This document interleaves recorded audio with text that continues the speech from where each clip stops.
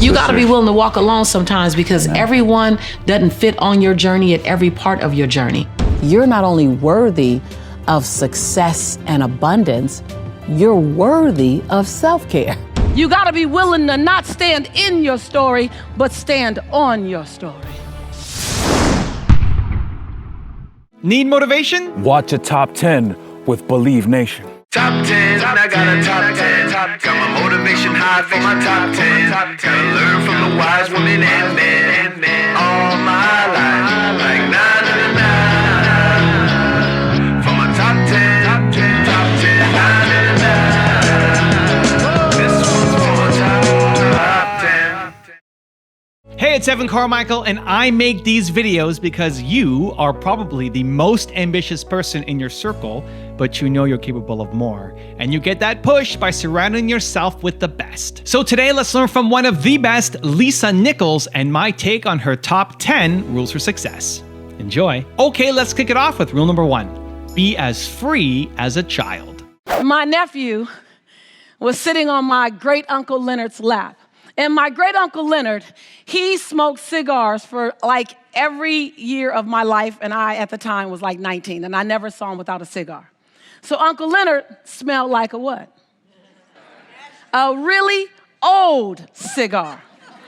And everyone knew Uncle Leonard smelled like a cigar, but no one had the courage to tell Uncle Leonard that he smelled like a cigar. You guys, everybody has had an Uncle Leonard somewhere in your life, right? Because Uncle Leonard was my grandmother's brother, so he had clout. Well, Jamil was 3, so he didn't know. He hasn't been introduced to being politically correct yet. Thank God, right? So Jamil is sitting on my Uncle Leonard's lap, and we're all talking, and Jamil stops in the middle of a sentence, and he goes, and the first time he sniffed, no big deal. But the second and the third time,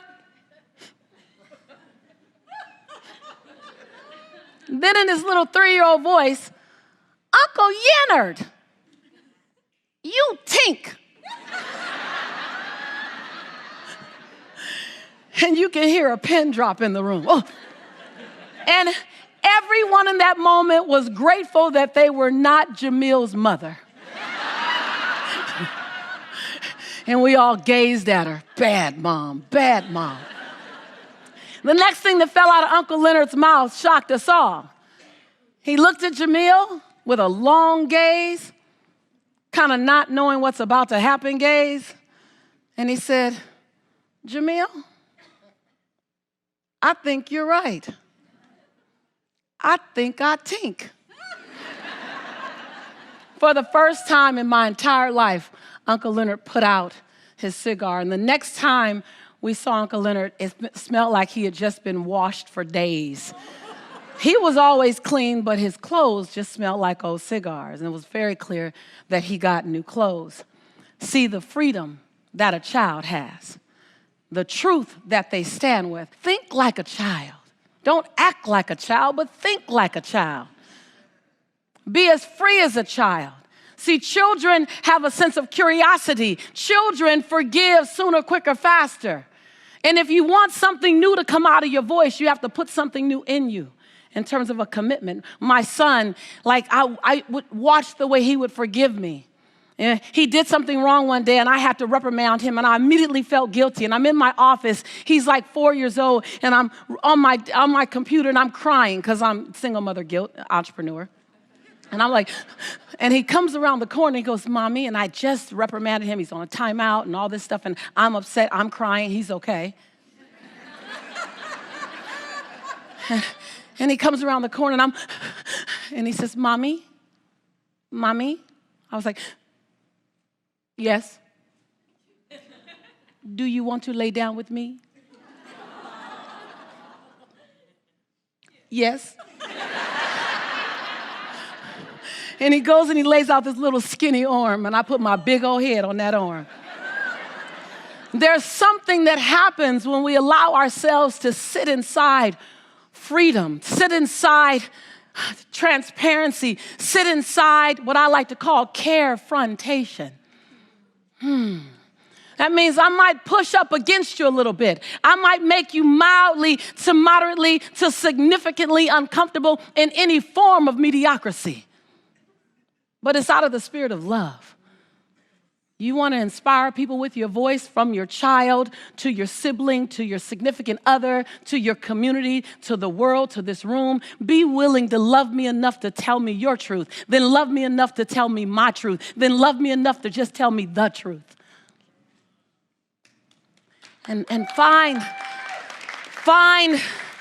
be willing to touch the edge of your own comfort zone. You show me yours, and I'll show you mine.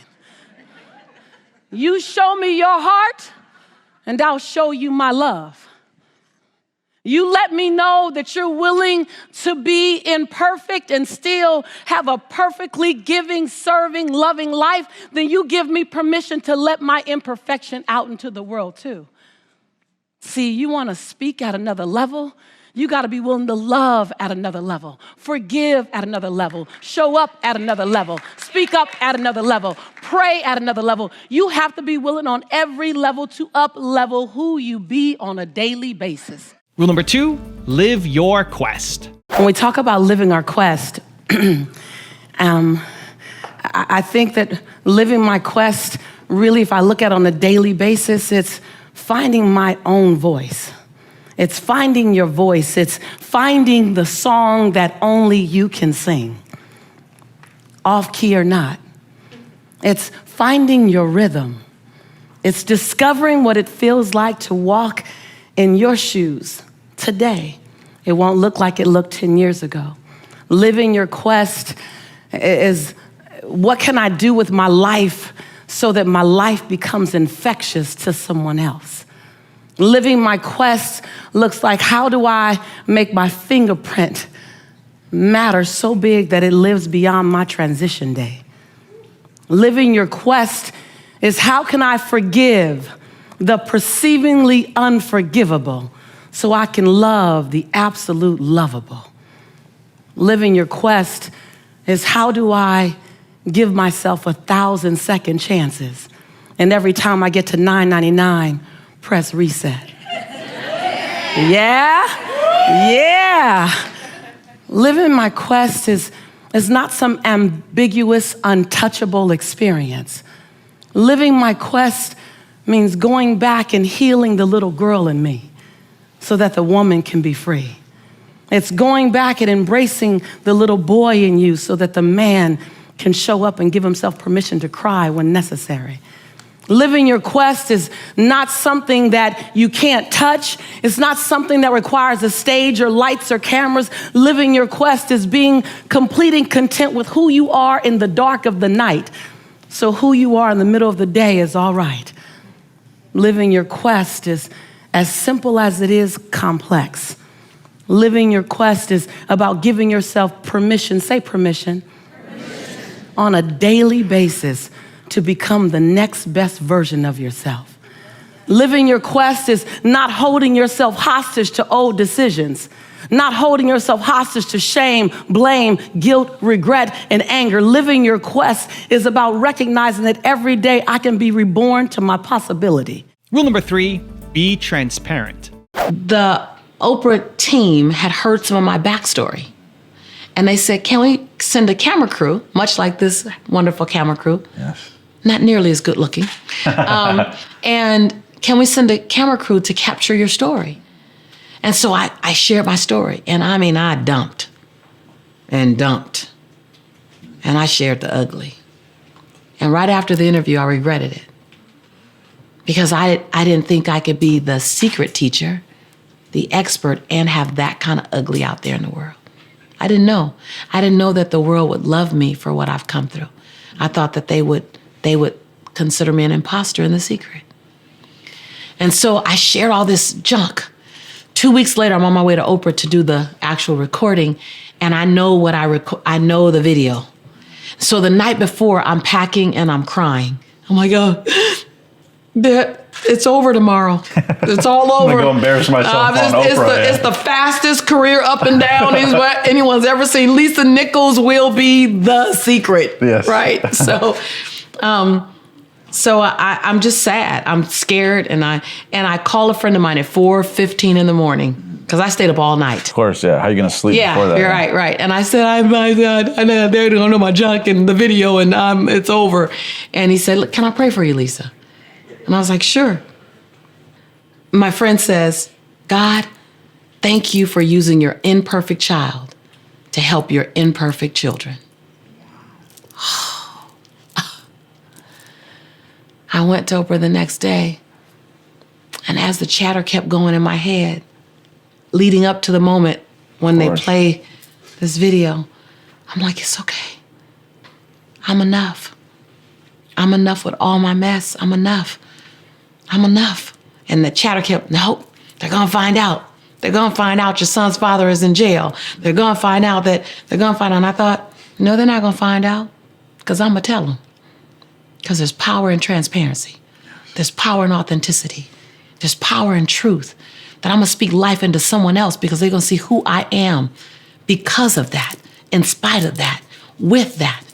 And so then the after show came. So after the regular Oprah show, the after show.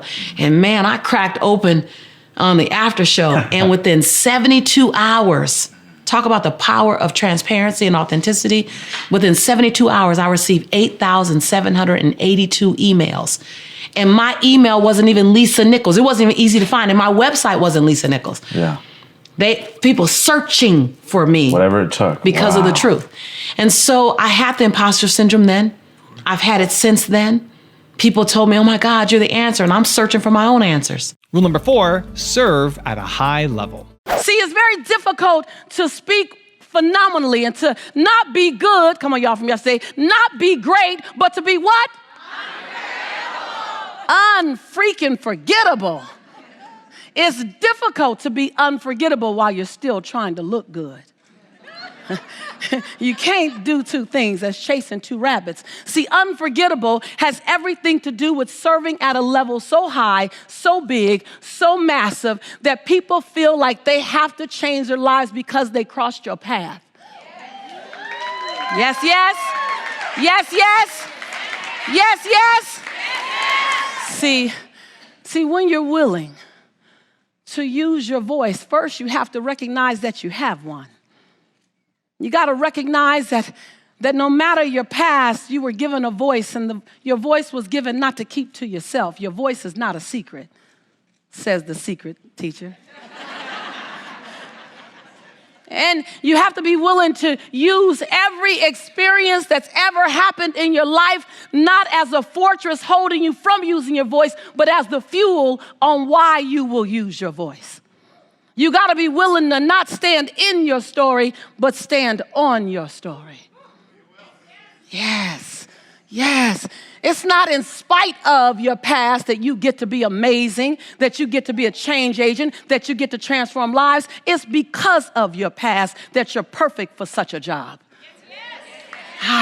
When you own it like that, see, there's no question in my certainty about my life. Can you walk with that level of certainty so that when the wind comes and then when the wind blows, and it will come and it will blow and it will be a storm and it will be a tornado and it will look like divorce and it will look like bankruptcy and it will look like an illness and it will look like a loss. When it comes, it will rock you. It will rock you. It will rock you, but it won't move you. Also, if you want to have more self-confidence and self-belief, the science says it can take up to 254 days of consecutive action for the habit to stick. That's what I want for you. So I've designed a custom, free program where I'm going to send you an unlisted video for the next 254 days to shift your confidence and belief forward. The link to join is in the description below. We validate who we are by what we're doing for other people. So many times I get the question, how do I prevent failure? And I'd love for you to spend that same energy going, how could I ensure that I soar? Cognitive dissonance is when you have literally thought about a version of yourself that you're not currently living right now. Rule number 5, reinvent yourself. To the conversation about money and wealth, it's one, being willing to release a familiar now for an unfamiliar future. Now that's easier said than done, yes. And it's bigger than it sounds. Are you willing to have your future look unfamiliar, and in some cases, look around and you don't recognize anything? Are you willing? Are you so tied to the comfort of what you know, even in its discomfort? So I was willing to reinvent myself 1,000 times. Are you willing to reinvent yourself? Are you willing to introduce yourself to the new version of you? Yes. Are you willing to go places you wouldn't go and do things that you traditionally wouldn't do? See, I wasn't traditionally in meditation or in visualization or hanging around older white men, or like I had 1,000 things that I didn't do traditionally. Rule number 6, take care of yourself. Whenever we have guilt about feeding ourselves, serving ourselves, giving ourselves anything that we need to look at that closer. I used to say I felt guilty about having self-care and doing self-care because of what it took away from Jelani, my son, or what it took away from my parents, or what it may have taken away from my clients. But the reality was, it was simply the need for more personal development. For me to understand, I'm not only worthy, you're not only worthy of success and abundance, you're worthy of self-care. Like, it sounds so different because we're so used to running after, an abundant life, running after the riches of life, whatever those riches are, whether riches in relationships, riches in financing, riches in health and wellness. But you rarely see someone running after self-care because it's actually so available to us. It's a choice. And so it's easier for us to hide behind those other things, when in fact, self-care is just as much our birthright.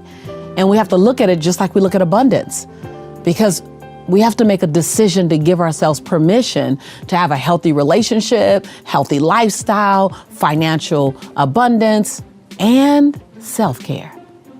That self-care is a demonstration of self-love. So, self-care is a guilt-free act. Self-care is being responsible for your future. That you wouldn't dare get on a road trip that says it was 300 miles down the road.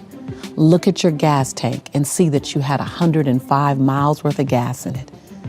You would literally go and fill your tank up. Self-care is being responsible to your entire journey to go and fill your tank up. Rule number 7, set healthy boundaries. To set healthy boundaries, you can't just make an announcement. I've been looking at the Lisa Nichols show, and I know you won't say it like that, but things have got to change. No, don't announce it like that. Don't announce it with that, what I call that stank energy on it. Don't announce it with that negative, I'm done, you've been using me. No. Again, they simply have signed up for the game that you created, the relationship that you created, which was, I'm going to give, you can receive. You don't ever have to worry about crossing a boundary with me. So the first thing you need to do is to set the record straight by apologizing to the people that you've allowed to cross your boundaries.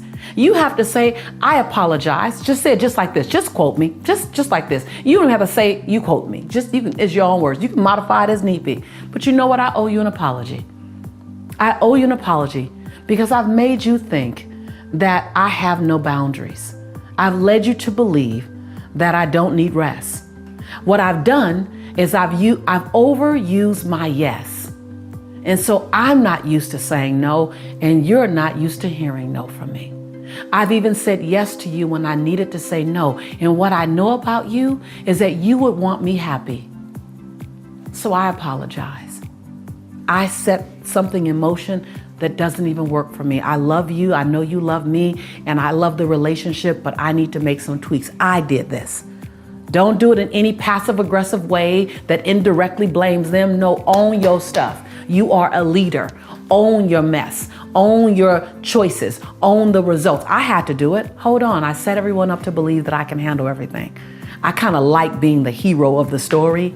It was my ego or my self-esteem that needed to be fed for the last 10 years. And now I've grown up enough to realize I don't need that. And so in this new season, I need to set healthier boundaries. It's not about you. You never saw my line, so you didn't know that you were crossing it. You never saw the boundaries, so you didn't know where they existed. That's on me. Ooh, now that's grown folk talk. That's grown folk talk. That's adult. That's emotional literacy at its best. So I know it might make your knees knock. It might make your teeth chatter, but pull up your big boy pants, pull up your big girl pants and make it happen. Because on the other side of that is the experience that you deserve and the one that you're looking for. But it first requires you to do the work.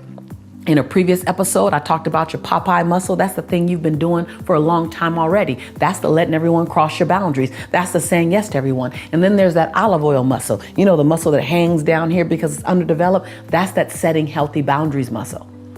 That's that apologizing for how you've shown up and allowed other people to not even see your boundary. That's owning it. Oh, yeah, I know. It can be intense, but it's so incredibly beneficial. So let's do it. Let's reclaim your boundaries. Let's reclaim your joy. Let's reclaim your life. Let's reclaim your future. Let's reclaim and design it in a way that serves everybody. Because when you do this, you will model for those who are witnessing you. You will model. People won't choose to be out of relationship with you because you apologize for never setting boundaries. It'll be a little disruptive. It'll be a little uncomfortable. It'll be a little new. And then they'll settle in it. And then we know something new. And then you've inspired others to do the same. Rule number 8, be inspired by the Thorns. I look at my life as a young woman in South Central LA, living between the Harlem Crip 30s and the Rolling 60s. Those are not cheerleading squads, y'all. Having 3 fights a week to get home from school, and that was the easy part. The hard part was the fact that my highest grade in school was a C+. See, when some of you brought home C's, your parents were frustrated. When I brought home a C, my parents were excited because I was severely dyslexic in school. So it took me a lot longer to learn. The last time I took an English class, I got a fail. And my English teacher said, "Lisa, you have to be the weakest writer I've ever met in my entire life." I said, does that come with an award? I am kind of collecting awards. And the last time I took a speech class, my speech teacher gave me a D- and said, quote unquote, "Miss Nichols, I recommend that you never speak in public, that you get a desk job." And what it showed me was that some of your best motivation might come wrapped in sandpaper. Some of your best inspiration comes with some pricks and some nails and some thorns around it. Some of your best inspiration came in an experience that you didn't ask for, you didn't want, and you never want to have again. Some of your best inspiration, some of the very thing that's fueled your soul to get you here, came in an experience that you dare not wish on your enemy. You dare not wish on anyone, but yet it still fueled you to come and step inside your quest. So when you ask the question, am I on the right path? How can you not be? If you can still see light, how can you not be? Rule number 9, be willing to walk alone. Also, on your way to wealth, you got to be willing to walk alone sometimes. Amen. You got to Amen be willing. that, You got to be willing to walk alone sometimes because everyone doesn't fit on your journey at every part of your journey. And there's parts of your vision that no one else will get. And when no one else gets your vision, remind yourself, no one else gets your vision because God didn't give your vision to them. God gave your vision to you. And that's all you got to know. And it's your job to be the midwife, the birthing agent. It's your job to be the nursing station. It's your job to be the doctor, the delivery doctor, to bring that vision out so the world can see it. That's your job. No one has to see it or get it while it's here. It's your job to birth it. It's your job to give it arms. It's your job to give it oxygen. And it's your job to be patient enough to know that it won't happen overnight. Just like a child. When a baby is threatening to be born in 5 months, the doctor says, "Hold on, bed rest. The lungs aren't developed. Hold on, bed rest. The heart isn't strong enough. Hold on, bed rest. The muscles aren't." Same thing about your dream. So when you get impatient about your dream, it's only because you're comparing your dream and your journey to somebody else's journey. Yes. It's only because. And Benjamin Franklin says comparison is and will always be the thief of all your joy. Wow. So don't look left. That. Don't look left. Don't look right. Just look straight ahead. People always say, "Lisa, how'd you do it?" I wasn't looking left and right. I wasn't keeping notes on what Tony was doing or what Jack was doing. I love them, but I'm busy. I'm busy building my dreams. I'll stop and have dinner with you. I'll stop and bump elbows with you, but I'm not going to compare my life, my joy, my success, and what's my divine right to yours. Nor am I going to minimize my light or my brightness for anyone as well. And rule number 10, the last one before some very special bonus clips, is become force. There becomes a time when you no longer fit in your old story. I think that day is today. That there's a new part 2 trying to be born for you. And it requires you to own every part of the past, but own every part of the possibility. And on the other side of that, the diamonds that will drop out of your mouth, the diamonds that will come birthing from your soul, the seeds that will be planted and the harvest that will grow, you will be barely recognizable. But better than that are the people around you, how their lives will shift. Because when you change you, it's just one person. But when you become a force to be reckoned with, then your voice permeates over 800 people or so. Now I've got a really special bonus clip that I think you're going to enjoy. But before that, it's time for the question of the day. I want to know, what was your single biggest takeaway from this video and your plan of action for the next week? The science says that when you just watch a video, you get motivated, you get inspired, you have a 35% chance of following through on your goals. 35%! That's not enough. That's not enough just to get motivated. Believe Nation, we're here. You're here. Today matters. You're an action taker. When you commit to a plan of action of when and how you're going to follow through, when you write it down, you have a 91% chance of following through. And when you commit publicly to somebody else, it jumps to 95% chance. From 30-something% to 95% chance of you following through. Believe Nation, we need to make this happen. So question of the day, your single biggest takeaway from this video and your plan of action specific for the next week. Put it down in the comments below, and I'm going to show on screen sometime next week to celebrate you. I love this question. I don't think I've ever been asked this question before. I've never had an opportunity to explain it. Being the best version of you. First of all, don't think of it holistic. I want you to break it down to different parts of your life. Because when you are committed to being the best version of you, which in summary, it's the you that you're so incredibly proud of holistically. It's a 360 approach. It says, I'm not perfect. So best does not mean the perfect version of you. Because I think perfection and balance are two illusions that are designed to help you keep chasing something that's not even attainable. So perfect is not attainable and balance is not attainable. So it's perfectly managing my imperfection and releasing balance and having harmony, number one. But the best version of you is really saying that in each area of my life, I'm in movement. In each area of my life, I'm in evolution. In each area of my life, I'm active. I am actively participating in an upwardly mobile way in this area of my life, times every area of my life. It doesn't necessarily mean that you're always where you want to be, but it does mean that you're being responsible, you're being active, and you're being proactive. Finances, that you're looking at your numbers. Just this morning, I ran my credit score again. I want to see what's on it. I want to be actively participating in my financial growth. I looked at my savings. I looked at my life insurance. I just looked at my long-term plan. Not necessarily because I want to buy another house or I want to buy a car. I just want to be on top of it. I want to be responsible for it. And then health and wellness. Just yesterday, I was talking to Matt and going, Matt, it's time for us to do another health and wellness campaign. I don't necessarily want to do it.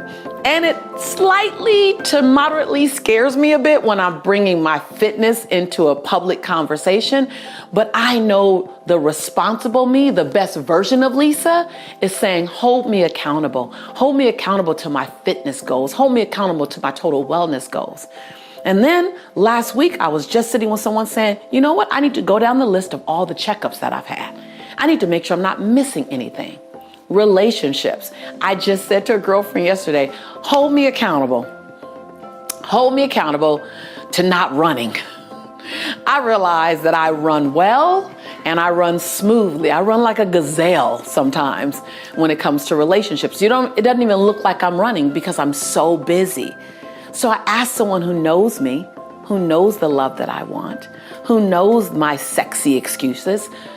I need you to hold me accountable. When I say this, I want you to question it.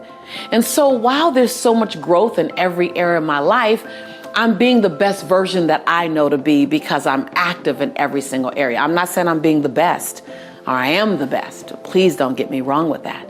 I'm just saying to be the best version of myself. So when you look at being the best version of yourself, look at each part of your life and go, what am I actively doing?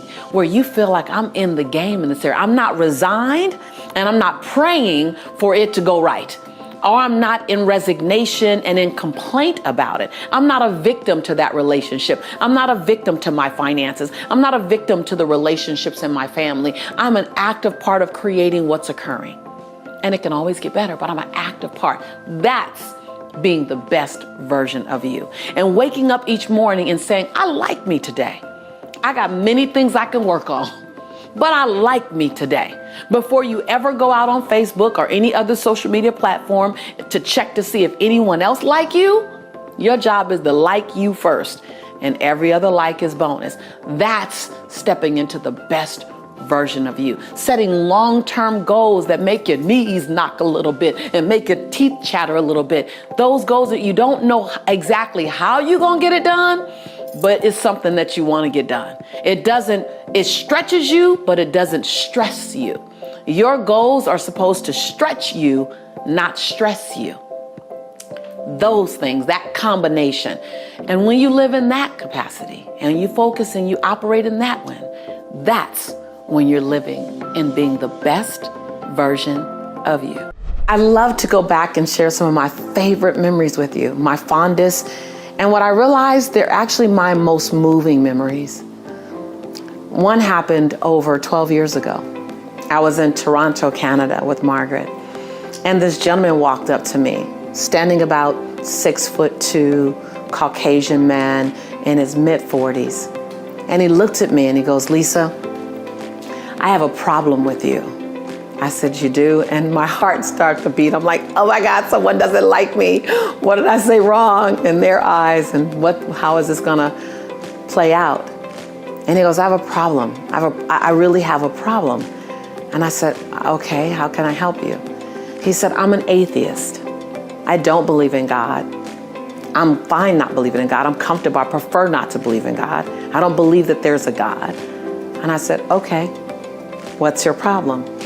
He said, my problem is I love you. I love everything about you. I love the energy you come with. I love the way you speak. I love what I feel when I'm listening to you talk. He said, and you keep referring to this God as your source. And I don't believe in God. So that's my problem. And I said, sir, I'm sorry. I'm not sure where your problem lies. I said, if you don't believe in God, you have that right. If you love me, I'm excited because you can feel that I love you too. And he looked at me and he goes, so let me get this straight. This is not the part where you try to convert me or try to tell me how wrong I am, or you try to explain to me about your God so that I can begin to believe like you believe. This is not that part. You're not going to do that? And I looked up at him. I said, why would I do that? You're committed to whatever you believe in. My job is to honor your belief system. And he goes, see, you're doing that thing again that's making me love you more. That's my problem. But I know you believe in God. I said, that's not a problem. Why don't you keep believing in me and loving me? I'll keep believing in God and loving God, and we'll keep having this great experience. After I said that, he just grabbed me and he hugged me and he held me. And I knew somehow he was holding on to possibility. That's what I choose to tell myself. He was holding on to the love that he could feel from me, the palatable, non-judgmental, non-persecuting love. And in that moment, I couldn't feel more joy. As I held that man, I couldn't feel more joy. I couldn't feel more happiness that this is what ministry is about. This is what touching souls is about, is to love the person who thinks that you might not love them because their belief system. It was just so beautiful. The moment was so beautiful. I mean, he held me and then he drew back and looked at me and he said, you're the real deal. And I looked up at him And I said, so are you. And we said our goodbyes. I never saw him again. Margaret and I went up to the room, our hotel room, that night, and replaying what happened, we both just started to bawl, just cry. And I said to Margaret, this is marketplace ministry disguised as a business. I'm not in the converting business. I don't need to convert anybody. You're exactly where you choose to be. But I am in the loving business. My job is to love you where you are. And that beautiful gentleman, that day, he reminded me and Margaret, I believe, what unconditional love could feel like. You know, when you want to learn how to trust your intuition more, you know, I say, and this is me and my walk and my belief system, that your intuition is your internal GPS system, your internal God placement system. It's that whisper, and sometimes it's that scream that tells you to leap or to be still. Your intuition is a combination of spirit, emotion, and logic, and it's guiding you. And so often we don't hear our intuition. Why don't we hear it? Because we're having too much chatter in our head. Like the chatter in our head, doubt, worry, judgment. Oh my God, judgment or fear of other people's perception of you. So your intuition is saying, I love to dance, I want to sing. Your intuition is saying, we can have a great time. Your intuition is saying, I want love. Your intuition is saying, gosh, let's go take that chance on that writing that book, or let's take that chance on starting that business. And then your chatter comes in. No, what if I fail? So let me explain this to you. Your mind, your brain is designed to keep you safe.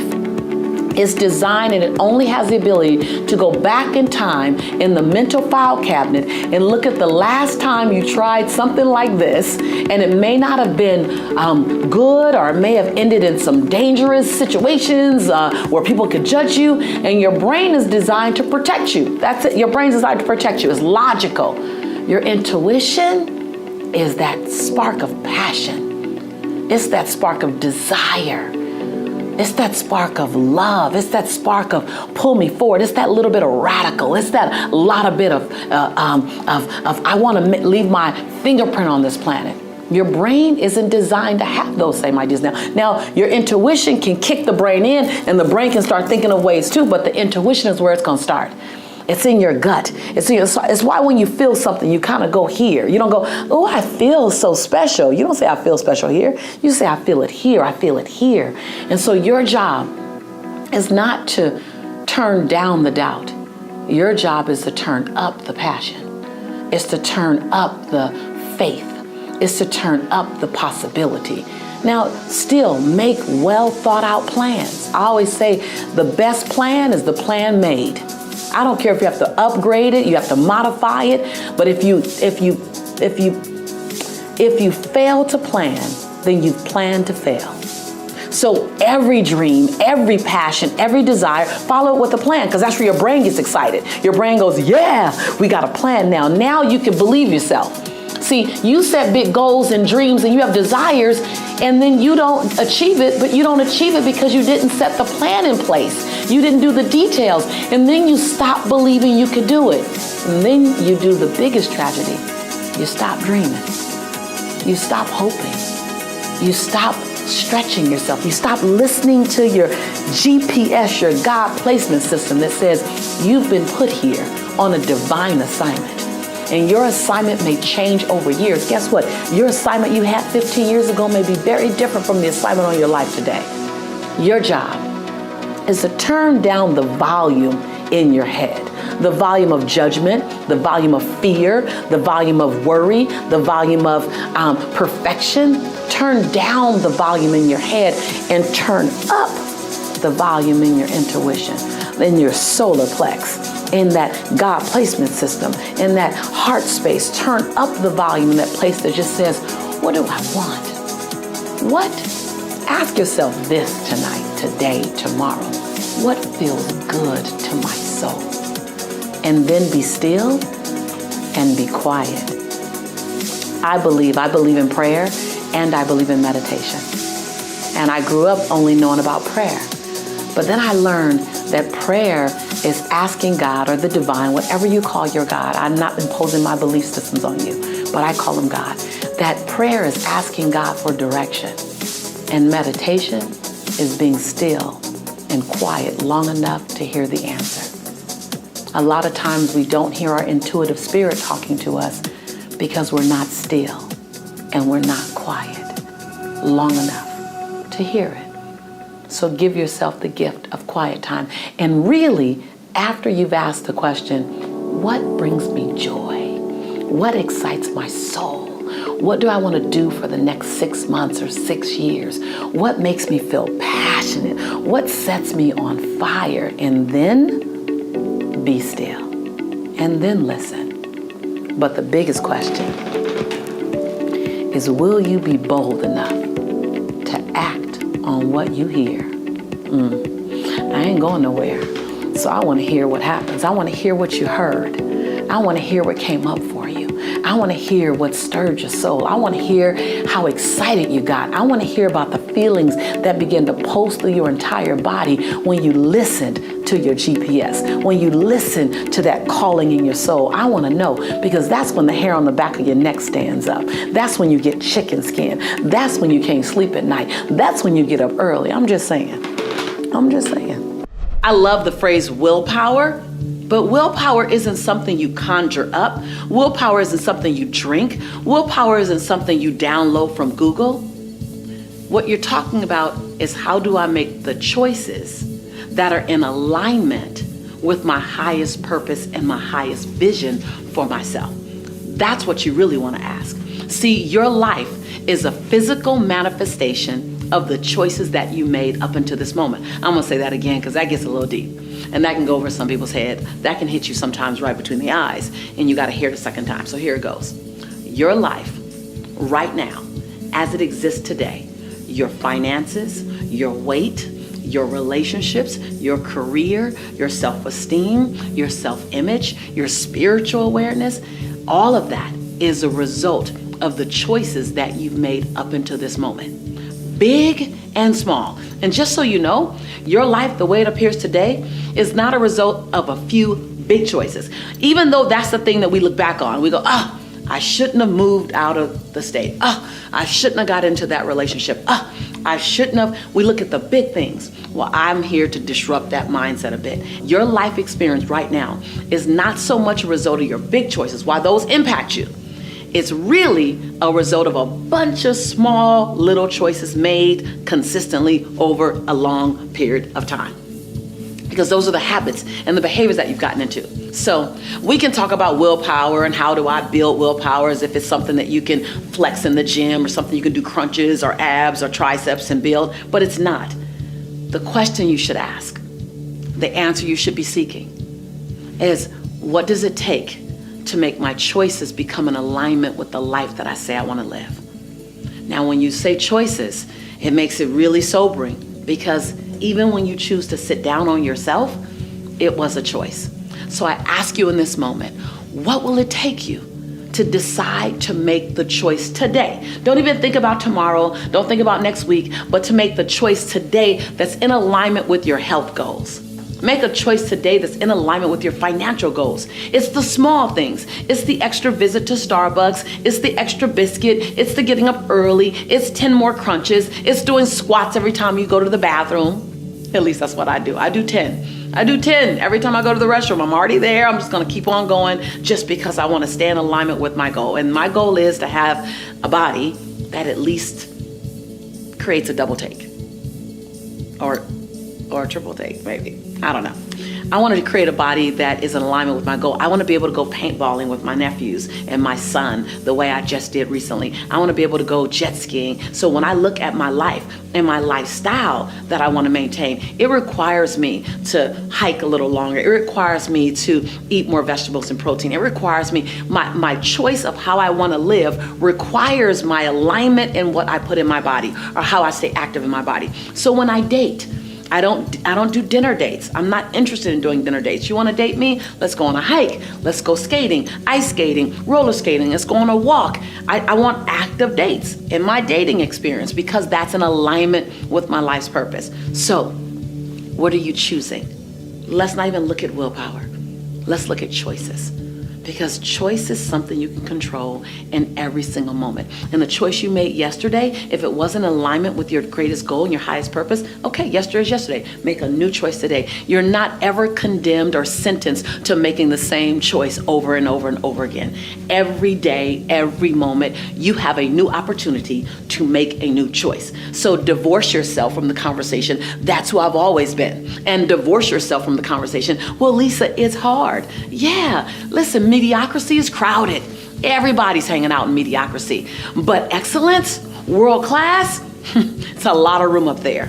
So it's only for those who are willing to be mildly to moderately to maybe significantly inconvenienced by making the choice that's in the highest alignment with the highest version of themselves. So let's just put away willpower and let's pick up choice. And then let's make a choice that blows your mind. If you find that the relationships around you have toxic outcomes, then I want you to look at where's the breakdown. Is the breakdown in communication? Is the breakdown in how you communicate, the words you're using? Is the breakdown in who you choose to be around? Is the breakdown in the engagement of what you're talking about? What I've learned is that if you're not talking about things that are high enough and big enough, things that are inspiring enough, you will slip into the smallness every single time. If you don't choose an intentionally high, evolving, encouraging conversation, you will slip into the cracks. You will slip into those crevices of smallness and petty. And until you get people trained that you're going to live up here without telling them, I need you to know, it's not an announcement. It's a way of being. It's a what do you choose to participate in. It's a stepping over your desire to hear smallness, gossip, negative feedback. It's when someone is engaging in negative feedback about someone else, the fact that you didn't add anything to the conversation doesn't let you off the hook. Did you stop the conversation? Did you say, hold on, I don't want to engage in speaking negatively of them at all. Why don't you have a conversation with them? It's course correcting behaviors in your space at the risk of losing the relationship. But what you basically do is you say, here's where I play. Here is where I live. I'm not visiting this high road of integrity. I'm not visiting this high road of conscious thinking and awareness and respect and humility and honoring the dignity in people. I don't visit this place. I live here. I don't visit this place. I live here. And in a loving way, anyone that's engaging with you has two choices. They either engage with you here or they choose to engage with someone else. Now, if you find that you're going down to be in the relationship, or you're going down and you're the person taking the relationship down because you're in a moment of anger, or you're in a moment of resentment, or you're in a moment of hurt, then you're not living in your highest integrity. You just visit every now and again when you come to this channel. Uh-oh, I see my Shantae coming out right now. Shantae is my middle name. It's what I do when I start getting real edgy because I really want you to get it. So you need to make a decision on where you choose to reside. And then you don't leave your conscious neighborhood to go visit other people's neighborhood if it's not as high as yours. People will rise to the occasion, or they'll choose not to rise, and they'll pick other people to be with and hang with. And I know that sounds easier said than done, because some of the people who are playing at a lower level might be in family. It might be, and that's fine too. You can love people. It doesn't mean you have to spend tons and tons and tons of time if that time costs you something. Spend as much time as you can. Spend as much time as serves you. Spend as much time as they will allow you to spend. But never leave this place. Even if being with them causes you to allow them to be where they are, you don't have to engage in that. So the bottom line in supporting you to either recognize, are you the toxic element, or are you surrounding yourself in toxic element, is to make a commitment where you live. Where am I living? And first own where you're currently living. Because if you own it, you might go, you know what, I do slip into that small place. Okay, own it. That's conscious awareness. That's powerful. Own it. And then go, where do I want to be? And then what's the distance between here and there? And what do I have to do to get there? What do I have to say no to? What do I have to participate in? What do I have to ask forgiveness for? What do I have to clean up? What relationships require cleaning up? And then what declarations must I make? And what decisions must I live in? Don't make a decision, live in your decision. Let me first explain to you what forgiveness isn't. Because most people won't forgive because they have an incorrect understanding of what forgiveness is. So forgiveness is not pardoning someone's behavior. It's not excusing someone's behavior. Forgiveness isn't admitting that you were wrong. Forgiveness isn't saying what was done to me is okay. Forgiveness isn't any of those things. Forgiveness actually, if you really understand it, it has less to do with the other person and more to do with you and more to do with your future. Let's go back to the oil and water scenario. So forgiveness invites in love, invites in possibility, invites in prosperity, it invites in new thinking, it invites in creativity. So forgiveness is an expanding emotion. When you forgive, you're opened up for new things. Anger is a contracting emotion. It requires you to shut down, to avoid, to shut out, to stop talking. Everything in anger is about stopping and shutting down. Everything about forgiveness is about opening up without pardoning someone's behavior. I want to make sure I'm clear on that, because most people attach forgiveness to, but you don't know what he did, but you don't know what she did. When you can detach, forgiveness is not about what they did. Forgiveness, get this, forgiveness is about making yourself available. Think about your body is primary real estate. There's only so much of it. It's a finite space. There's only so much space. It's not forever. This is your body. So if this is your primary real estate, your heart, and you have anger occupying 20% of it, you can never experience 100% love. You can never experience 100% possibility. You haven't given yourself a chance at 100% of the things you want most, because your primary real estate, your heart, your body, your mind, is being occupied with a very intrusive, toxic emotion. Less and less about them. Nothing to do with them being right or their behavior being pardoned or the action. It's your future is paying for your past when you hold on to anger. So when you get really connected to the cost of anger, then it's not about the what. Matter of fact, the longer you've been angry, the longer you've robbed yourself of 100% of what you were worthy of. And if someone's betrayed you, if someone's hurt you, then you over everyone deserve 100% love, 100% possibility, 100%. But it requires forgiveness. And in many cases, it's forgiveness of yourself. In many cases, the person you've been angry at the longest is yourself. And the same rule applies when it comes to you. Over the years, I've had to learn how to disconnect myself from people, how to pull away, how to move on without what I call Benihana in people. Now, I don't know if you remember, but if you ever go to a Benihana restaurant, they have those sharp knives and they kind of go, and you don't even know that the zucchini is like all diced up until they move it and then everything is cut apart. Well, I used to have a habit of like cutting people off so well, so fast that I felt like I Benihana'd them. Like they didn't know they were like all sliced and diced until they went to walk away and their head fell off and then their arms fell off. And over the years, I had to learn, how do I complete? By the way, I would say, don't break up with people. Don't break away from people. Don't stop being their friends. A better mindset is recognize when the relationship is just complete. Now I say complete with me.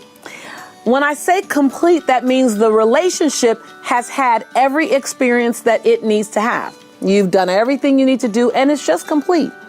So you don't have to make people wrong. That was a big lesson for me, because we're taught that in order for relationships to end, someone's brains need to be splattered on the ceiling. Well, The older, wiser me recognizes that I can end relationships from people who I've outgrown, or people who might be toxic, or people who are just not a fit for me, and also leave their dignity intact. Key word. I want you to write that down, type that in chat, because there is a way that you can complete with people. Notice I'm using these key words with you. You can complete with people, meaning every experience that we need to have, we've had. And now I'm complete. That you can do that and leave their dignity intact. You can say this relationship has run its course. You don't have to outline everything that's not working, because you know, when we outline things that are not working, all we're doing is making people wrong. So let me just say, the way you complete a relationship is to first check your ego. Because your ego, or ladies, your she-go, whoo, they will get in the way, and what you want to do is point. I'm done with you because of this, and this. And we all know when you point one finger over there, the three fingers point back at you. We've all heard it. But more importantly than that is, can you give people the gift? If you're really on this journey called transformation, can you give people the gift of completing a relationship with them while leaving their dignity intact? Let me show you how, because I had to learn this one. So you want to write this down. So number one, when you go into a relationship, when you go into a conversation, number one, when you go into a conversation that needs a course correction or that you're going to complete with, you don't want to go in and say, I have to talk to you about something. Something isn't working, because you're neutral. So you go into that relationship already at zero. You're neutral. Now follow me with this. You got to really pay attention. So eliminate all distractions right now. You don't want to go into a relationship that's going to be difficult at neutral. You want to go into the relationship at plus. Okay? So you might hear some noise in the background. Don't worry about that. I'm sitting in my backyard. It's summertime. I have kids playing. It's summertime. They're free. Waterfalls are flowing. So I'm not going to bother to stop the recording so we have a perfect situation. Life ain't perfect. I'm going to keep going because you need this lesson like some people need life at times, right? So you go into a conversation at zero when you say, I need to talk to you about something. Instead, I want you to think of it this way. When you go in at zero and then you say, what's wrong? I need to talk to you. This doesn't work for me. This doesn't work for me. Every time you say this doesn't work for me, you go down one notch. -1, -2, -3, right? Most people do that. Almost everyone does that. Look, we need to talk. As soon as you say that, people are like, oh, what? And then you go on to all the things that don't work for you, right? Well, that takes them down. -1, -2, -3. You never get back up, which is why brain splatter ends up on the ceiling, because you can never get up to neutral again. You started and you took them down, and you guys couldn't get back out. Let's try this.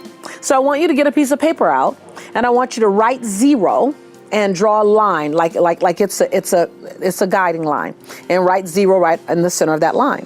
And then write -1, -2, -3 below the line.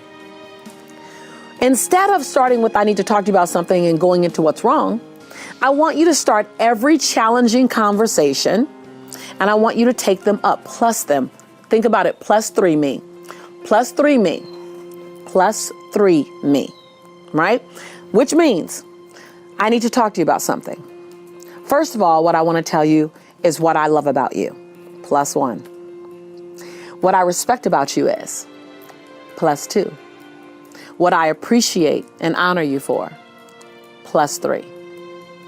What I realize is that I'm really complete with this relationship. There are parts of it that's not serving me anymore, and it's time for me to move on, +2.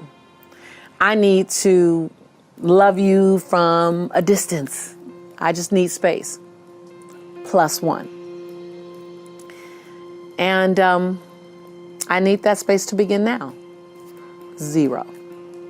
Still a hard conversation, but now you've ended at 0 versus -3. Still not easy to have. I didn't say it was going to be easy. But when you +3 me, you actually add value and add energy to who I am and affirming me. Because even in the worst relationship, even in the most negative situation, you can find things to love people for, to appreciate them for, and to honor them for. And then there are the things that don't work. +3 me, and then course correct me. +3 me, and then complete with me. +3 me before you do anything else. So in any conversation with a coworker, with a child, with a loved one, with a romantic interest, with a friend, +3 me. And then let's manage what can be fixed, adjusted, or shifted in our relationship. Remember, this is not a monologue. No way, Jose. I am not interested in being the only person talking here. I want to hear from you. Your words mean everything. I think what makes this channel so unique and so delicious and so dynamic is the conversations that we have in chat around the videos, around the messages. I would love to hear from you. What conversation have you had in the past and you needed this technique? What conversation is up for you to have in the future? And you are so glad that you now have this technique.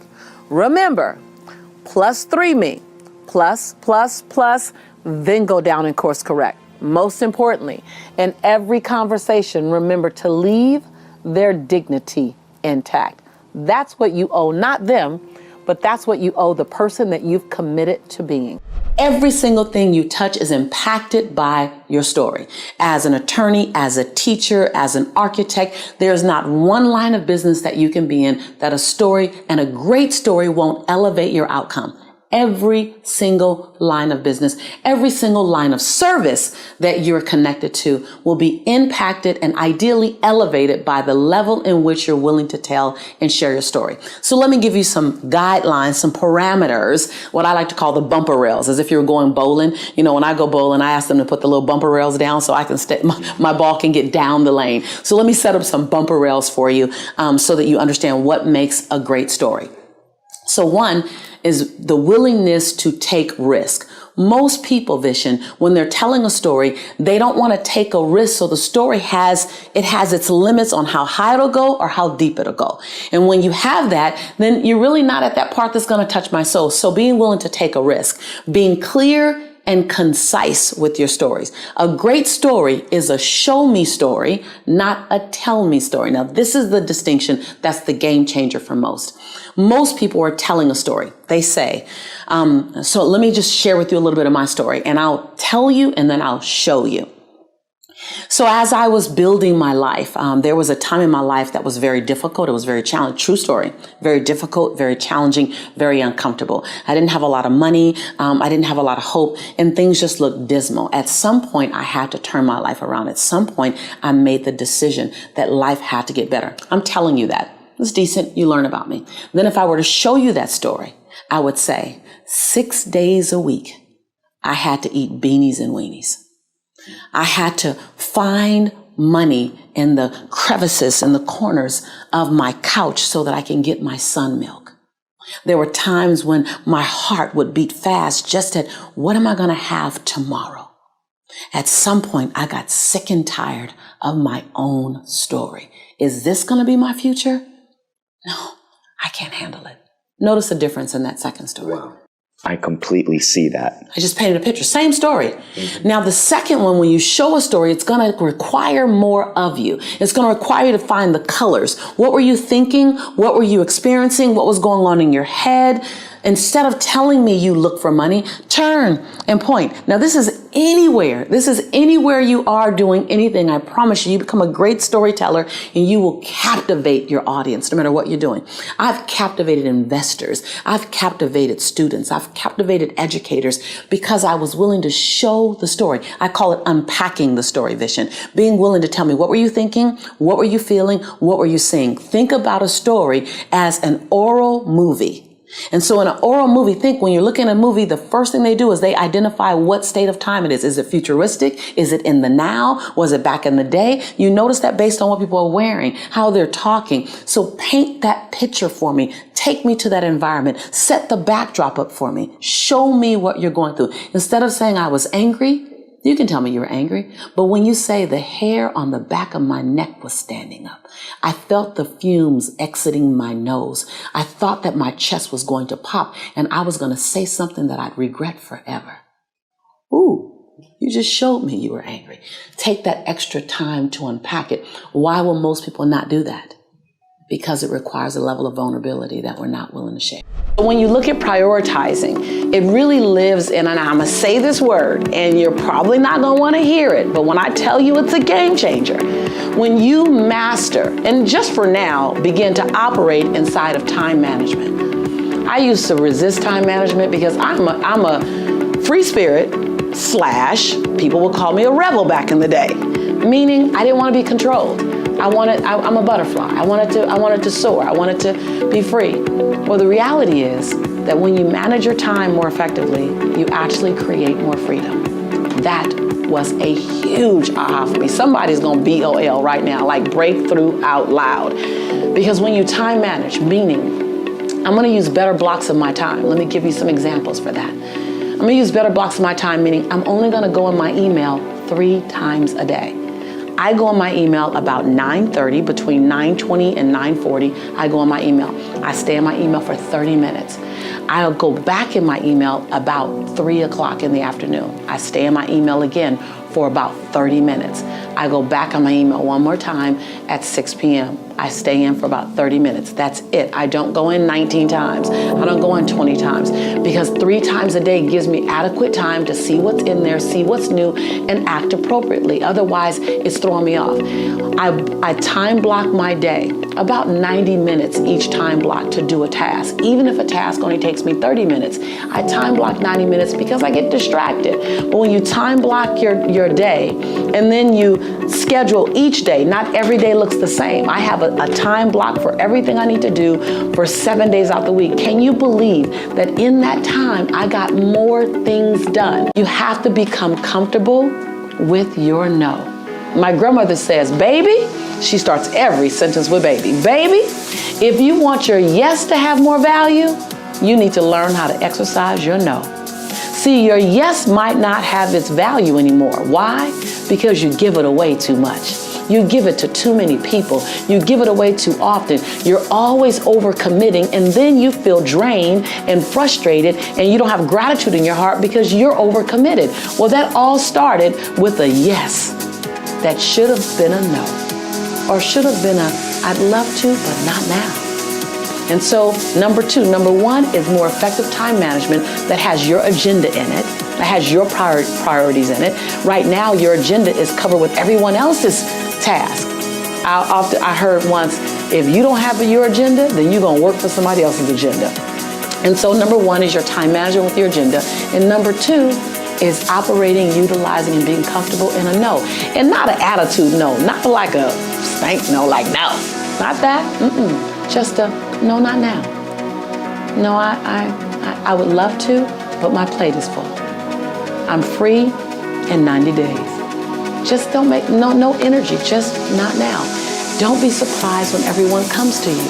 You're great, you're amazing, you're brilliant. Look at you, you're on this channel, so you know you're smart. You want a better life, you want an abundant life. Of course you're here, of course everyone wants you. And your priorities matter. So the third thing is to remember, it's your job to fill your own tank. It's your job to fulfill your own dreams. It's your job to write the story that you're going to want to read. It's your job. So the responsibility of your dreams coming true does not belong to your husband, does not belong to your man, does not belong to your woman or to your children. So to wait and hope for them to one day see your dream as a priority, that's an unrealistic expectation. And actually, it's unfair. It's your priority. And what that looks like is carving out time. It looks like putting it on the agenda. It looks like declaring it out loud so that the world could hear. It looks like giving yourself a chance, 1,000 chances, and pressing reset if you happen to fall down or sit down or get distracted. So if you want to know what does it mean to keep your priorities, your dreams a priority, it starts with you. It starts right now. It starts right here. I know what it feels like to prioritize other people over my dream. I did it for years. I love being loved. I love love, and I love being loved. And I used to say yes all the time just to be loved. And I realized that I was teaching the people around me how to treat me. That you teach the people around you how to treat you. So if they're treating you as if your life isn't a priority, your dreams are a priority, it's because you taught them how to treat you that way. I know, ouch. Lisa, dang. I know, it stings. It stings when I say it. It stings me when I say it. But the reality is, if you train them how to treat you, then you can retrain them how to treat you now.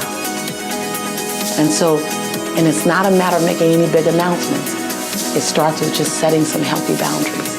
It's starting with making some time management. It starts by making sure you continue to come back here and that we stay connected and that you allow me or someone else to help navigate you through the terrain called designing a better life, the one that you love, the one that you admire.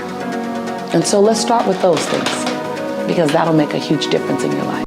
In that year when I was really broken, I was working at LA Unified School District. I was miserable. I was miserable because I wasn't living in my dream. I was just doing a job.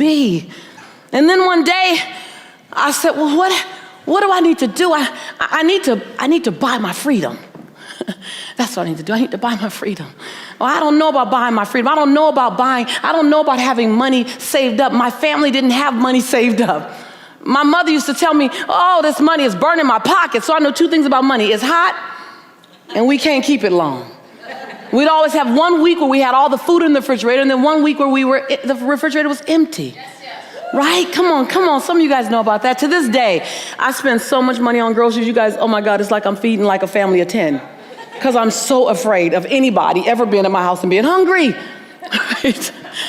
And so I wrote a check to myself. Jelani was 3. $110. I took it to the bank, Wells Fargo. I started a new account. The next check I wrote, $125. And just like the first check, I put in the memo line, funding my dream. I wasn't even clear what the dream was. But I knew there was something in my belly. Who in this room know you got something in your belly? It's something here. I'm not even clear about it. I don't know how clear you are, but I wasn't clear about it. But I knew there was a calling on my life greater than working for LA Unified School District. And no disrespect to LA Unified School District, it just wasn't my destiny. I wrote another check in 2 weeks, $146, funding my dream. Now I started mailing the checks in because I didn't want to see my balance. Because I didn't want to go shopping. Because you're going to repeat what you learned, right? Until you decide to not repeat what you learned. So I mailed the check in, and then I wrote another check. And I wrote another check. And every check I wrote, I made sure it was 5% more than the first check, the previous check. I sold my Altima. I had a car note. Sold my Altima, bought a clunker because it didn't have a car note. Now I can write a bigger check, funding my dream. I moved out of my 3-bedroom, 3-bath house and moved in, became a roommate with my friend who smoked. I put towels at the base of the door so the smoke wouldn't come through the door. I was willing to be inconvenienced, are you? Yes. I'm just saying, I'm just showing you the story the charge I just gave you. I stopped getting my hair done. That was when I started going natural. I stopped going out.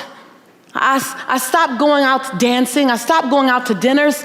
My family didn't know what was going on. They thought, oh my God, it was LA. She's on drugs, but she's not losing weight, so maybe not. I don't know what's going on. I kept writing bigger checks to myself. $900. $900. I mailed it to Wells Fargo, funding my dream. $1,100. Mailed it to Wells Fargo, funding my dream. I still wasn't clear what the dream was. I just knew I had one, and it was being born through me, and I needed to give it a chance. That's all I knew. You don't have to see 2,000 feet in front of you. Just see 200. and run to the 200. You don't have to see it all. 3.5 years later, I'd written a check to myself every 2 weeks for 3.5 years. I didn't go out for 3.5 years. I didn't go dancing. I didn't get my hair done. I didn't get my nails done for 3.5 years. Are you willing to be inconvenienced for your conviction? I walk in to Wells Fargo 3.5 years later, and I said, "Hi, God bless you. Hi, my name is Lisa Nichols." She goes, "Oh my God, you're the funding my dream lady." I was like, "Yeah, I guess I am." And all of a sudden, all the tellers came running around. The manager came, they're like, "Oh my God, okay, oh my God, we have been wondering. We all got the same question." Y'all know what the question is, right? "What's your dream?" I was like, I'm not sure, but I know that it includes inspiring people, having people believe in themselves again, teaching them how to get back up when they've been knocked down, having them to be willing to give themselves 1,000 second chances. And every time they get to $9.99, press reset. I'm not sure what it's going to look like, but it's just going to help people. I said, I came to check my balance. I've been writing a few checks to you guys. They say, "Yes, you've been writing a lot." I said, "I just want to check my balance." They said, "You don't know your balance?" I said, "No, I got this really big stack of summary bank statements at home because my mama said money burns her pocket, and I don't want it to burn my pocket. I want it to pay for my freedom." I said, "I just came to see what my balance was, if I had enough to fund my dream as it gets clearer." She wrote it down. Everyone's excited. She wrote it down, turned it around to me. I looked at it. I said, "Oh no, my name is Lisa Shantae Nichols, and my social security number." I said, "That is not my money, and I am not taking that money because you're probably gonna want it back. So just fix that error right now." And they looked at me. They said, "You really don't think that's yours?" I said, "No, my family's never had $5,000 in the bank or $10,000 in the bank. That's $62,500 in the bank." They said, "Miss Nichols," and everyone teared up. The manager teared up, the tellers teared up. They said, "Miss Nichols, whatever your dream is, I think you can fund it now." I looked at my son, Jelani, who now is 5 or 6, and I said, "Jelani, our lives are gonna be a little different now, baby." Jelani said, "Yeah, Mommy, can we now go to McDonald's?" See, for 3 years I've been telling Jelani, "I'll make you a Big Mac. Mama makes Big Macs better than McDonald's." And so it began with a $110 check. So I don't know what yours is. I don't know what your radical looks like. For some of you, your radical was coming here, right? Yes, yes? Yes. And this is the beginning. Yes, yes. This is the beginning of your radical. This is the next best step. This is the first step. And so I just stopped by to let you know you're on the right path. And as you ramp up,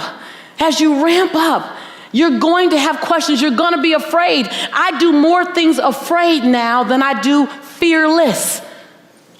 Because the bigger you play, the bigger your breakdowns. Every single one of my errors in the last 5 years have cost me 6 figures. Like every single one. Every single one of my errors has required me to call an attorney. Like they're just big, because I'm playing big. I'm playing big, so be willing to go to the edge. And this is where you are here. Be willing to go to the edge and not just lean over and feel the breeze and watch the people jump and watch them soar and look through the windows at all the people who are living great lives. Don't just go to the edge and feel it. Be willing to lean. Feel your heartbeat. Feel it.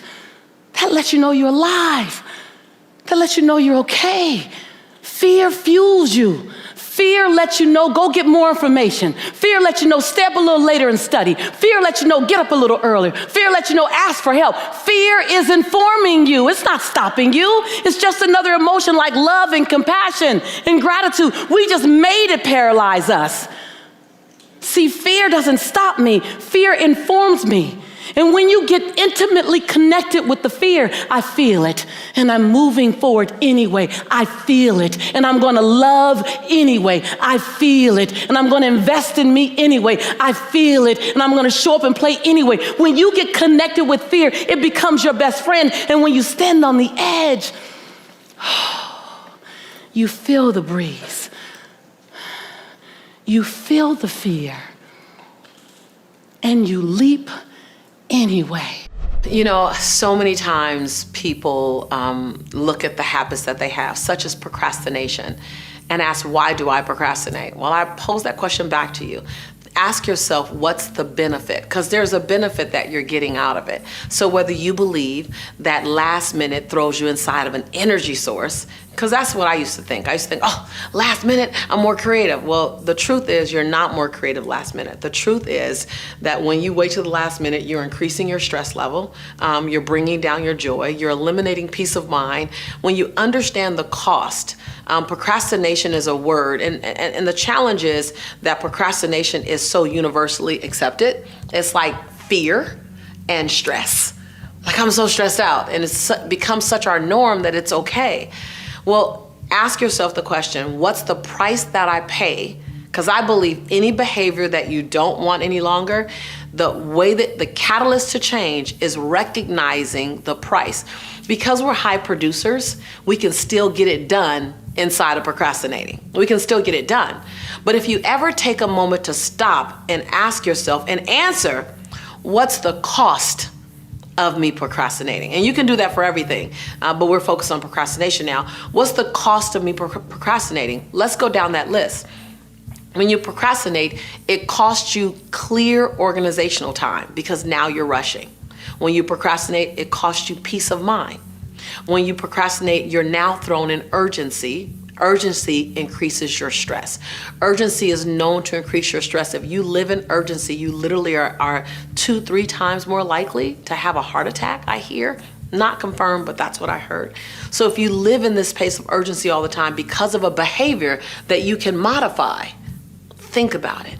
How are we forward moving, upwardly mobile? How are we brilliant and operating in something we can control? There's so many things that you can't control. Procrastination is something that you can control. I used to be last minute, and I resisted. I gotta tell you, I resisted planning.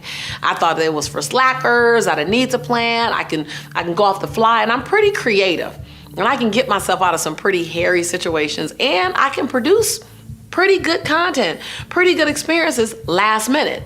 So I lived in the last minute conversation. I didn't even call it procrastination. It was just when it was scheduled to be done. So if I'm flying out at noon, I can pack at 7 in the morning.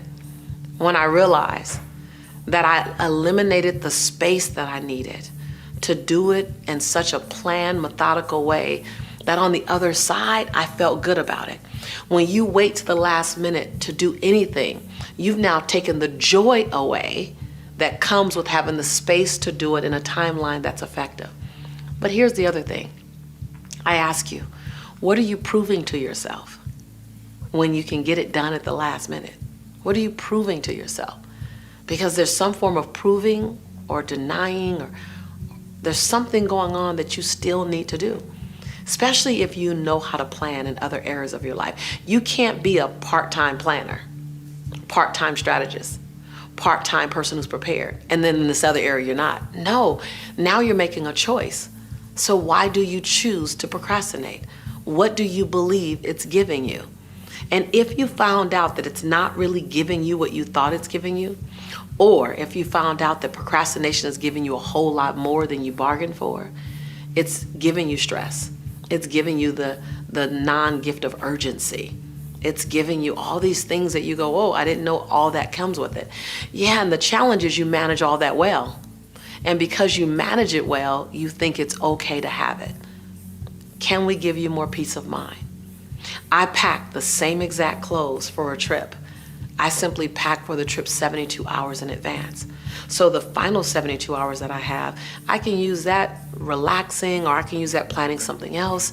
But when I'm in urgency packing, and I've been there plenty of times, I lose the creativity, I lose the peace of mind, and I lose a little bit of joy, because now I'm bumped up against a deadline that's so intense, and it's a non-negotiable deadline. If I back away from that deadline and I give space and grace and ease, it actually is a form of self-love. I know that sounds crazy, that planning and not procrastinating is a form of self-love. But see, when you procrastinate, you're putting that thing you need to do last, which really is putting you last again. So if you procrastinate, you're putting yourself last. It's not the only time you put yourself last. It's a behavior and a habit that you do. So I ask, can you move yourself up to the top? You might not put yourself first, but can you put yourself second? I'm gonna shoot for first. Procrastination and overcoming procrastination. You're talking to a recovering procrastinator. That when I moved from procrastination to better planning, I felt the grace and ease and space in my life. I still had the same hours in the day. I just organized them differently. I just set better priorities, more effective priorities. That you're not supposed to enjoy the experience when you get there. You're supposed to enjoy the experience and the journey getting there. And when you move from procrastination to planning, to time management, and time management is a fact. Time management has a direct impact on procrastination. If it matters to you, it should find its way in your calendar. It should find its way. When I'm going on a trip, I have pack in my calendar. I have it packed in my calendar 4 days before I'm leaving, so that if I run out of time and it takes me a whole day to get to packing, I'm still 3 days early. It took a long time to learn that. Procrastination is showing up for you last. Are you willing to show up for you first? Are you willing to trust if you can do a good job at the last minute? What can you do if you planned it out in a more effective way? What can you do? If you just live this next season on what could I do if I search for the best and brightest version of myself? Procrastination will be on the list of one of the things you modify to discover the best and brightest and most brilliant version of yourself. Christy talked about affirmations. Abundant thinkers understand the power of I am. Anything after the word I am is true to your unconscious mind, Michael. Anything. Anything after I am. Anything after I am. Even if you know it's not true, your conscious mind will believe it. Anything after I am. So the use of affirmations is very intentional and very consistent. I was diagnosed as clinically depressed in 2001. 1998, I'm sorry. I was diagnosed as clinically depressed. It didn't make sense. I had been in a relationship, I was engaged to get married, and my fiance, who I did not know at the time, was bipolar. And he'd stopped taking his medicines, and under the belief system that love can cure anything. And so I ended up being picked up and thrown 3 feet across the room, and I ended up being choked until I passed out. And once I got out of that relationship, I just was different. It was different. So my mom insisted that I go to the doctor. I went to the doctor, and I sat on the table, and she checked me and talked to me and came back in with a prescription. And she said, Lisa, you're clinically depressed. And I felt like I heard Charlie Brown's parents talking like, wah, wah, wah, wah, wah. Clinically depressed, at least that'll make sense in that same sentence. And she handed me a prescription, and I read the prescription. It had my name on it, and it said Prozac. And I thought, that don't make sense. Lisa Nichols, that don't make sense. And I said, do you mean I'm sad? She said, very, very sad. I said, can I try something? And I'm not recommending you guys, if you're on medication, you stop taking your meds, please don't do that. I asked my doctor, she agreed. I said, do you mind if I try something before I take this? She goes, yes, but I need to see you back in 30 days. If you're in the same condition, I need us to try this medicine. I said, okay, I could do that. So I went home, and every day I got in the mirror, and I drilled, I am, every day. Because I realized I had forgotten who I was. I just forgot. And it was okay to forget. I just forgot. So every day Every day for 25 minutes, I just went over the I ams. Every day, I am. And then I paralleled that with I forgive you for. Then I paralleled that with I commit to you, Lisa, every single day. I went back in 30 days, and I'm talking to her, and I'm on fire. She's just looking at me. And I'm just talking. She twisted her head again, and I'm just talking. She says, wait, I got to stop you. I said, what? She goes, what are you taking, and can I have some? I was like, I'm taking some of me. And so the power of I am can pull you through the darkest moment, the power of I am.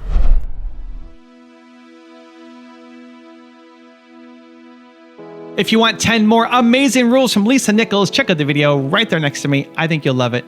Continue to believe, and I'll see you there. You might not be listening to it, but you definitely don't want it to have any unconscious power over you. So that's number one. Be aware of your money blueprint. How is money related to in your community? How is it related to in your house? What did you think about money?